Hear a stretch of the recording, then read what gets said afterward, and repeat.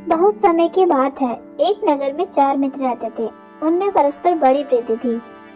वे साथ रहते थे और साथ ही घुमा फिरा करते थे। चारों मित्रों में 3 तो अधिक पढ़े लिखे विद्वान थे, पर चौथा बिल्कुल पढ़ा लिखा नहीं था। जो पढ़े लिखे थे वे विद्वान तो थे, पर उनमें अनुभव और व्यवहारिकता नहीं थी। चौथा मित्र पढ़ा लिखा नहीं था, पर वह बड़ा अनुभव और व्यवहारिक था।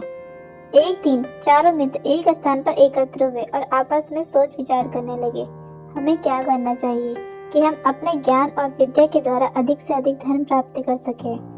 एक विद्वान मित्र ने कहा, हमें विदेश चलना चाहिए। हो सकता है विदेश में हमारी भेंट किसी राजा या अमीर से हो जाए।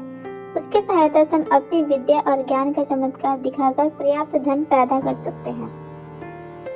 दूसरे विद्वान मित्र ने भी पहले की बात का प्रतिपादन किया, पर तीसरे विद्वान मित्र ने कहा, हम तीनों तो अपनी विद्या और अपने ज्ञान का चमत्कार दिखाकर धन पैदा करेंगे, पर इस चौथे मित्र का क्या होगा?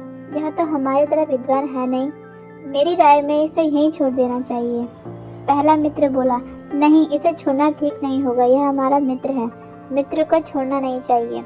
दूसरे मित्र ने पहले मित्र की बात का समर्थन किया। उसने कहा, हाँ, मित्र को छोड़ना नहीं चाहिए, इसे भी साथ ले चलना चाहिए। हम जो कुछ पैदा करेंगे उसमें इसका भी भाग होगा। आखिर तीनों मित्रों ने चौथे मित्र को साथ ही विदेश ले जाने का निश्चय किया। चारों मित्र विदेश के लिए चल पड़े। कुछ दूर जाने पर मार्ग में एक सघन वन मिला।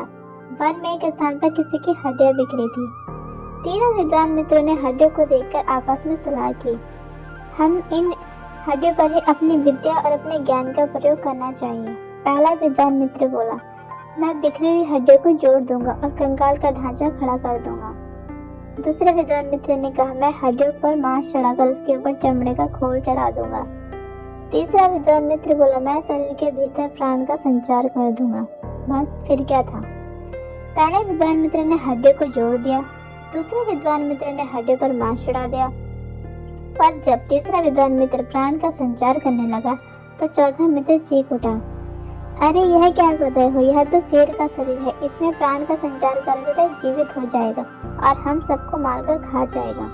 पर तीसरे विद्वान मित्र ने चौथे मित्र की बात नहीं मानी। उसने कहा, तुम मूर्ख हो, तुम मेरी विद्या के चमत्कार को क्या जानो? मैं तो इसमें अवश्य प्राण का संचार करूंगा। चौथा मित्र बोला, नहीं मानते तो करो, पर जरा रुक जाओ, मुझे वृक्ष के ऊपर चढ़ जाने दो।